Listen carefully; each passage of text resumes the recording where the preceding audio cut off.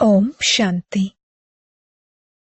15/3/2025 మధురమైన పిల్లలు, ఇప్పుడు తిరిగి ఇంటికి వెళ్ళాలి. అందుకే దేహ సహితంగా దేహపు సర్వ సంబంధాలను మరచి ఒక్క తండ్రిని స్మృతి చేయండి. ఇదే సత్యమైన గీతాసారము. ప్రశ్న: పిల్లలైన మీ యొక్క సహజ పురుషార్థం ఏమిటి? జవాబు: తండ్రి అంటారు, మీరు పూర్తిగా మౌనంగా ఉండండి. మౌనంగా ఉండడం ద్వారానే తండ్రి ఇచ్చే వారసత్వాన్ని తీసుకోగలుగుతారు. తండ్రిని స్మృతి చేయాలి, సృష్టి చక్రాన్ని తిప్పాలి. తండ్రి స్మృతి ద్వారా మీ వికర్మలు వినాశనమవుతాయి, ఆయుష్ పెరుగుతుంది.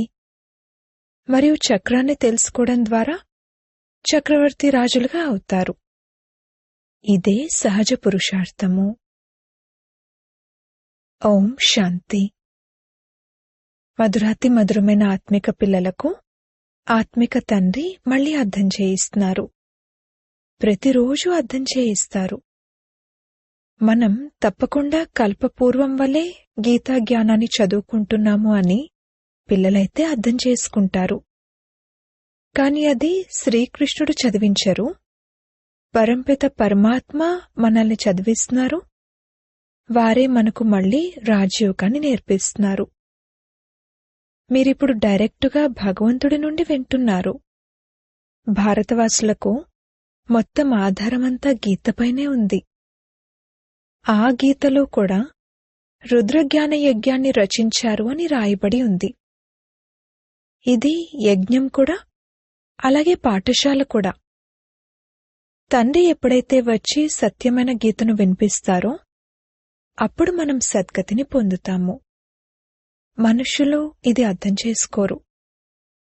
సర్వుల సద్గతిదాత అయిన తండ్రి ఎవరైతే ఉన్నారో వారినే స్మృతి చేయాలి. గీతను చదువుతూ వచ్చారు కాని రచయిత మరియు రచన గురించి తెలియని కారణంగా తెలీదు అని అంటూ వచ్చారు. సత్యమైన గీతనైతే సత్యమైన తండ్రే వచ్చి వినిపిస్తారు. ఇవి విచారసాగర మంతనం చేయవలసిన విషయాలు. ఎవరైతే సేవలో ఉంటారో వారికి చాలా బాగా అటెన్షన్ వెళ్తుంది. బాబా చెప్పారు, ప్రతి చిత్రంలోనూ తప్పకుండా ఇలా రాసి ఉండాలి: జ్ఞానసాగరుడు, పతిత పావనుడు, గీతా జ్ఞానదాత, పరంప్రియ పరంపిత, పరమ శిక్షకుడు, పరమ సద్గురు అయిన శివ భగవాన్ వాచ.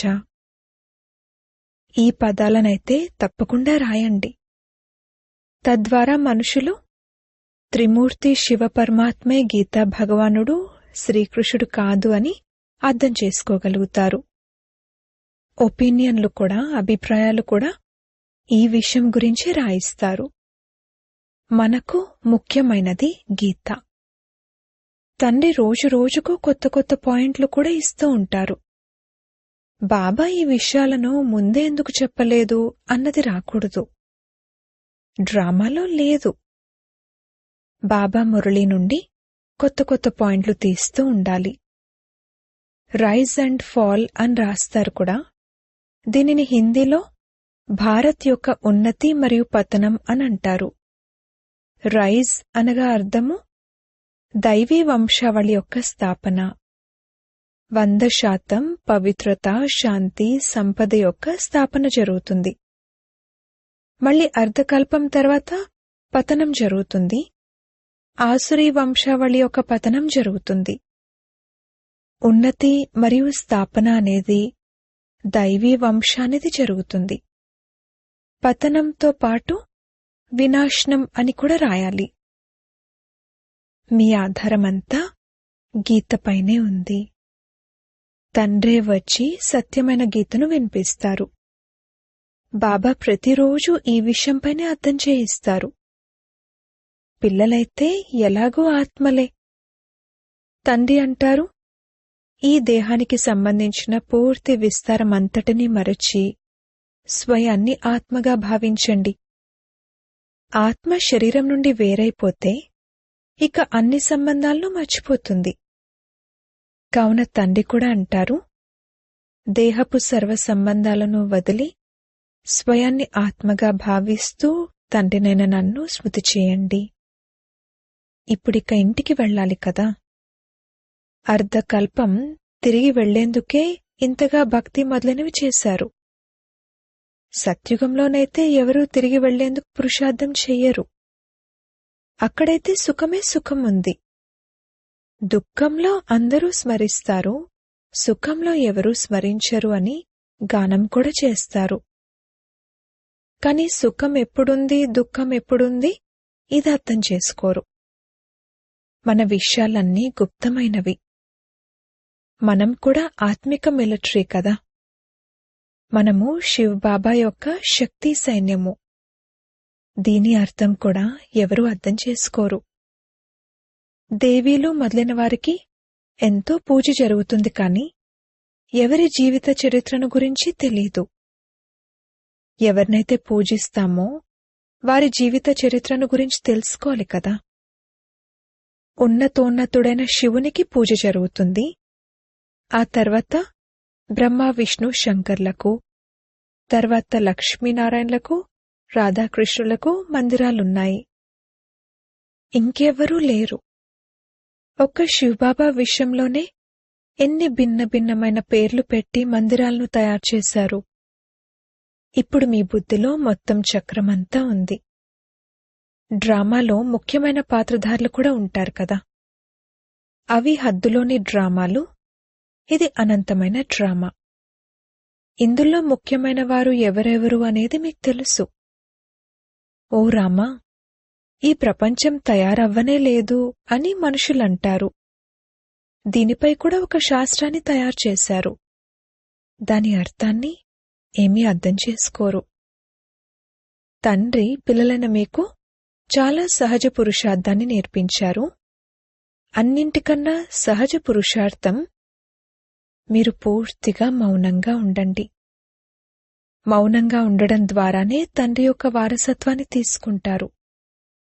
తండ్రిని స్మృతి చేయాలి, సృష్టి చక్రాన్ని స్మృతి చేయాలి. తండ్రి స్మృతి ద్వారా మీ వికర్మలు వినాశనమవుతాయి, మీరు నిరోగిగా అవుతారు, ఆయుష్ పెరుగుతుంది.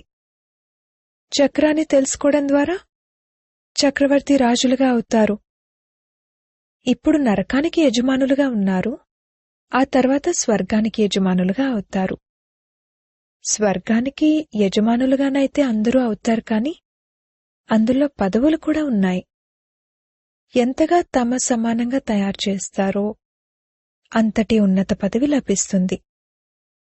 అవినాశీ జ్ఞానరత్నాల దానమునే చేయకపోతే రిటర్న్లో ఏం లభిస్తుంది?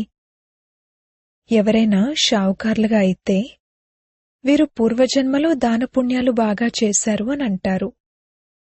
ఇప్పుడు పిల్లలకు తెలుసు, రావణ రాజ్యంలోనైతే అందరూ పాపాలే చేస్తారు. అందరికన్నా పుణ్యాత్ములు శ్రీ లక్ష్మీనారాయణులు. అయితే బ్రాహ్మణులను కూడా ఉన్నతమైన వారిగా చూపిస్తారు, ఎందుకంటే వారు అందరినీ ఉన్నతమైన వారిగా తయారు చేస్తారు. అది ప్రారబ్ధము. ఈ బ్రహ్మ ముఖవంశావళి బ్రాహ్మణ కులభూషణులు శ్రీమతంపై ఈ శ్రేష్టమైన కర్తవ్యాన్ని చేస్తారు. బ్రహ్మ పేరు ముఖ్యమైనది. త్రిమూర్తి బ్రహ్మ అని అంటారు కదా. ఇప్పుడైతే మీరు ప్రతి విషయంలోనూ త్రిమూర్తి శివ అని అనవలసి ఉంటుంది. బ్రహ్మ ద్వారా స్థాపన, శంకరుడి ద్వారా వినాశనము అన్న గాయనమైతే ఉంది కదా. విరాట రూపాన్ని కూడా తయారు చేస్తారు, కాని అందులో శివుణ్ణి చూపించరు, అలాగే బ్రాహ్మణులను చూపించరు. ఇది కూడా పిల్లలైన మీరు అర్థం చేయించాలి. మీలో కూడా అతి కష్టం మీద కొందరి బుద్ధిలో యథార్థ రీతిలో కూర్చుంటుంది. అనేక పాయింట్లున్నాయి కదా, వాటిని టాపిక్స్, అంశాలు అని కూడా అంటారు. ఎన్ని టాపిక్లు లభిస్తాయి? సత్యమైన గీతను భగవంతుడి నుండి వినడం ద్వారా మనుషుల నుండి దేవతలుగా, విశ్వానికి యజమానులుగా అవుతారు. ఈ టాపిక్ ఎంత బావుంది, కాని అర్థం చేయించేందుకు కూడా తెలివి కావాలి కదా. ఈ విషయాన్ని స్పష్టంగా రాయాలి. తద్వారా మనుషులు అర్థం చేసుకుంటారు మరియు అడుగుతారు. ఇది ఎంత సహజము. జ్ఞానానికి సంబంధించిన పాయింట్లు ఒక్కొక్కటి లక్షల కోట్ల విలువ చేసేవి. వాటి ద్వారా మీరు ఎలా ఉన్నవారు ఎలా తయారవుతారు? మీ అడుగడుగులో పదమాలున్నాయి. అందుకే దేవతలకు కూడా కమల పుష్పాన్ని చూపిస్తారు. బ్రహ్మ ముఖవంశావళి బ్రాహ్మణులైన మీ పేరునే మాయం చేసేశారు. ఆ బ్రాహ్మణులు తమ చేతిలోకి గీతను తీసుకుంటారు. ఇప్పుడు మీరు సత్యమైన బ్రాహ్మణులు. మీ చేతిలో అనగా బుద్ధిలో సత్యం ఉంది. వారి చేతిలో గ్రంథముంది. కావున మీకు నష ఎక్కాలి. మేమైతే శ్రీమతంపై స్వర్గాన్ని తయారు చేస్తున్నాము. తండ్రి రాజయోగాన్ని నేర్పిస్తున్నారు. మీ వద్ద ఏ పుస్తకమూ లేదు. కాని ఈ సాధారణమైన బ్యాడ్జే మీ కొరకు సత్యమైన గీత. ఇందులో త్రిమూర్తి చిత్రం కూడా ఉంది. కావున మొత్తం గీతంతా ఇందులో వచ్చేస్తుంది. ఒక్క క్షణంలో మొత్తం గీత అంతా అర్థం చేయించడం జరుగుతుంది. ఈ బ్యాడ్జ్ ద్వారా మీరు క్షణంలో ఎవరికైనా అర్థం చేయించగలరు. వీరు మీ తండ్రి. వీరిని స్మృతి చేయడం ద్వారా మీ పాపాలు వినాశనమవుతాయి. ట్రైన్లో వెళ్తున్నప్పుడు, నడుస్తూ తిరుగుతూ ఉన్నప్పుడు ఎవరినైనా కలిస్తే మీరు వారికి బాగా అర్థం చేయించండి. కృష్ణపురిలోకైతే అందరూ వెళ్లాలని కోరుకుంటారు కదా. ఈ చదువు ద్వారా ఆ విధంగా తయారవ్వచ్చు. చదువు ద్వారా రాజ్యం స్థాపన అవుతుంది. ఇతర ధర్మస్థాపకులెవ్వరూ రాజ్యాన్ని స్థాపించరు.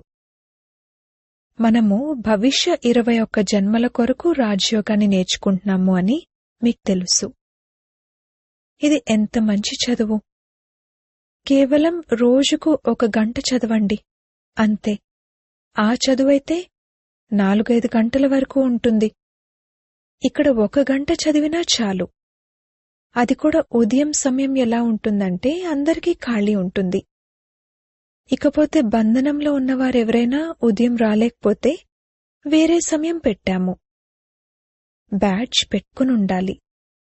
ఎక్కడికి వెళ్ళినా సరే ఈ సందేశాన్ని ఇస్తూ వెళ్ళండి. వార్తాపత్రికల్లోనైతే బ్యాడ్జ్ను ముద్రించలేరు. ఒకవైపును ముద్రించగలరు. అయినా అర్థం చేయించకుండా మనుషులు అది అర్థం చేసుకోలేరు. వాస్తవానికి ఇది చాలా సహజము. ఈ వ్యాపారాన్నైతే ఎవరైనా చేయగలరు. అచ్చా, ఒకవేళ స్వయం స్మృతి చేయకపోయినా కాని ఇతరులకు స్మృతినిప్పించండి. అది కూడా మంచిదే. ఇతరులకు దేహీ అభిమానులుగా అవ్వండి అని చెప్పి స్వయం దేహాభిమానులుగా ఉన్నట్లయితే ఏదో ఒక వికర్మ జరుగుతూనే ఉంటుంది. మొట్టమొదట తుఫాన్లు మనసాలో వస్తాయి. ఆ తర్వాత కర్మణలోకి వస్తాయి. మనసాలో ఎన్నో వస్తాయి. అక్కడ బుద్ధిని ఉపయోగించవలసి ఉంటుంది. చెడు పనులు ఎప్పుడూ చేయకూడదు. మంచి కర్మలే చేయాలి. సంకల్పాలు మంచివి కూడా ఉంటాయి. అలాగే చెడు సంకల్పాలు కూడా వస్తాయి. చెడు సంకల్పాలను ఆప్చేయవలసి ఉంటుంది. ఈ బుద్ధిని తండ్రే ఇచ్చారు. ఈ విషయాలను ఇతరులెవరూ అర్థం చేసుకోలేరు. వారైతే రాంగ్ పనులే చేస్తూ ఉంటారు. మీరిప్పుడు రైట్ పనులే చేయాలి. మంచి పురుషార్థం ద్వారా రైట్ పనులే జరుగుతాయి. తండ్రి అయితే ప్రతి విషయాన్ని చాలా బాగా అర్థం చేయిస్తూ ఉంటారు. అచ్చా, మధురాతి మధురమైన సిక్కిలదే పిల్లలకు మాతాపితా బాప్దాదాల ప్రియ స్మృతులు మరియు గుడ్ మార్నింగ్. ఆత్మిక పిల్లలకు ఆత్మిక తండ్రి నమస్తే. ధారణ కొరకు ముఖ్య సారము. మొదటి పాయింట్, ఈ ఒక్కొక్క అవినాశీ జ్ఞానరత్నాలు లక్షలు కోట్లు విలువ చేసేవి. వీటిని దానం చేసి అడుగడుగులోనూ పదమాల సంపాదనను జమ చేసుకోవాలి. తమ సమానంగా తయారుచేసి ఉన్నత పదవిని పొందాలి. 2వ పాయింట్, వికర్మల నుండి రక్షించుకునేందుకు దేహీ అభిమానులుగా ఉండే పురుషార్థం చేయాలి. మనసాలో ఎప్పుడైనా చెడు సంకల్పాలు వస్తే వాటిని ఆప్ చేయాలి. మంచి సంకల్పాలను నడిపించాలి. కర్మేంద్రియాల ద్వారా ఎప్పుడూ ఎటువంటి తప్పుడు కర్మలు చేయకూడదు. వరదానము: ఆత్మికత యొక్క ప్రభావం ద్వారా ఫరిష్తా తనపు మేకప్ను వేసుకునే సర్వుల స్నేహీ భవ. ఏ పిల్లలైతే సదా బాప్దాదా యొక్క సాంగత్యంలో ఉంటారో వారికి సాంగత్యపు రంగు ఏ విధంగా అంటుకుంటుందంటే ఇక ప్రతి ఒక్కరి ముఖంపై ఆత్మికత యొక్క ప్రభావం కనిపిస్తుంది. ఆ ఆత్మికతలో ఉండడం ద్వారా ఫరిష్తా స్వరూపపు మేకప్ స్వతహాగా జరిగిపోతుంది. ఏ విధంగా మేకప్ చేసుకున్న తర్వాత ఎవరు ఎలా ఉన్నా కానీ మారిపోతారు. మేకప్ చేసుకోవడంతో సుందరంగా కనిపిస్తారు. ఇక్కడ కూడా ఫరిష్తా తనపు మేకప్ ద్వారా ప్రకాశించడం మొదలుపెడతారు. మరియు ఈ ఆత్మిక మేకప్ సర్వులకు స్నేహిగా చేస్తుంది. స్లోగన్: బ్రహ్మచర్యం, యోగం మరియు దివ్య గుణాల ధారణయే వాస్తవిక పురుషార్థం. మాతేశ్వరి గారి అమూల్య మహావాక్యాలు. కర్మబంధనాలను తెంచుకునే పురుషార్థము. చాలామంది మనుషులు ఏమని ప్రశ్నిస్తారంటే, మేమేం చేయాలి, ఎలా మా కర్మబంధనాలను తెంచుకోవాలి? ఇప్పుడు ప్రతి ఒక్కరి జన్మపత్రి గురించైతే తండ్రికి తెలుసు. పిల్లలు చేయాల్సిన పనేంటంటే ఒక్కసారి హృదయపూర్వకంగా తండ్రికి సమర్పితమైపోవాలి. తమ బాధ్యతను వారి చేతుల్లో అప్పగించాలి. అప్పుడు వారు ప్రతి ఒక్కరిని చూసి నీవు ఏం చేయాలి అని సలహానిస్తారు. కాని ఆధారం కూడా ప్రాక్టికల్గా తీసుకోవాలి. కేవలం వింటూ ఉంటారు, కాని తమ సొంత మతంపైనే నడుస్తూ ఉంటారు అన్నట్లుండకూడదు. తండ్రి సాకారంలో ఉన్నారు కావున పిల్లలు కూడా స్థూల రూపంలో ఆ తండ్రి, గురువు, టీచర్ యొక్క ఆధారాన్ని తీసుకోవాలి. మళ్ళీ ఆజ్ఞ లభించిన తర్వాత దాన్ని పాటించలేకపోతే మరింత అకళ్యాణం జరుగుతుంది. కావున ఆజ్ఞను పాటించడానికి కూడా ధైర్యం కావాలి. నడిపించేవారైతే చతురత కలవారు. ఎవరి కళ్యాణం ఎందులో ఉంది అనేది వారికి తెలుసు. కావున ఏ విధంగా కర్మబంధనాలను తెంచుకోవాలి అన్న దాని గురించి వారు డైరెక్షన్లు ఇస్తారు. మరి అలాగైతే మా పిల్లలు మొదలైన వారి పరిస్థితి ఏమవుతుంది అని ఎవరికి ఇటువంటి ఆలోచన రాకూడదు. ఇందులో ఇల్లు వాకిళ్లను వదిలే విషయమేమీ లేదు. ఈ డ్రామాలో కొద్దిమంది పిల్లలకు మాత్రమే బంధనాలను వదిలి వచ్చే పాత్ర ఉంది. ఒకవేళ ఆ పాత్ర లేకుంటే మీ సేవ ఇప్పుడేదైతే జరుగుతుందో దాన్ని మరెవరు చేస్తారు? ఇప్పుడైతే వదిలే విషయమేమీ లేదు. కాని పరమాత్మకు చెందినవారుగా అయిపోవాలి. ఇందులో భయపడకండి, ధైర్యం ఉంచండి. ఇకపోతే ఎవరైతే భయపడతారో వారు స్వయమూ సంతోషంగా ఉండరు, అలాగే తండ్రికి సహాయకులుగా అవ్వరు. ఇక్కడైతే ఆ తండ్రికి పూర్తి సహాయకులుగా అవ్వాలి. ఎప్పుడైతే జీవిస్తూ మరణిస్తారో అప్పుడే సహాయకులుగా అవ్వగలుగుతారు. ఎక్కడైనా చిక్కుకుని ఆగిపోతే వారు సహాయం అందించి దాటించేస్తారు. కావున బాబాకు మనస, వాచ, కర్మణ సహాయకులుగా అవ్వాలి. ఇందులో కొంచెమైనా మోహం ఉన్నట్లయితే అది కింద పడేస్తుంది. కావున ధైర్యాన్నుంచండి, ముందుకు వెళ్ళండి. ధైర్యంలో ఎక్కడైనా బలహీనులుగా అయినట్లయితే తికమక పడతారు. అందుకే మీ బుద్ధిని పూర్తిగా పవిత్రంగా తయారు చేసుకోవాలి. వికారాల అంశం కొద్దిగా కూడా ఉండకూడదు. గమ్యం ఏమైనా దూరంగా ఉందా ఏమిటి?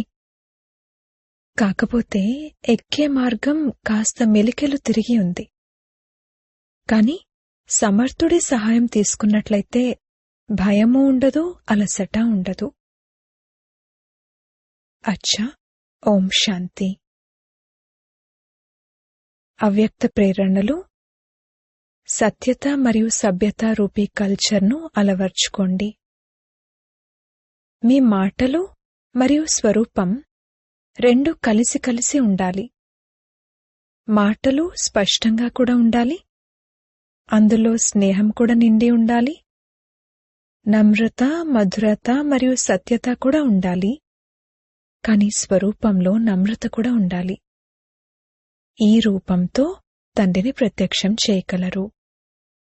నిర్భయులుగా ఉండాలి, కాని మాటలు మర్యాదపూర్వకంగా ఉండాలి. అప్పుడు మీ మాటలు కటువుగా అనిపించవు, మధురంగా అనిపిస్తాయి. ఓం శాంతి.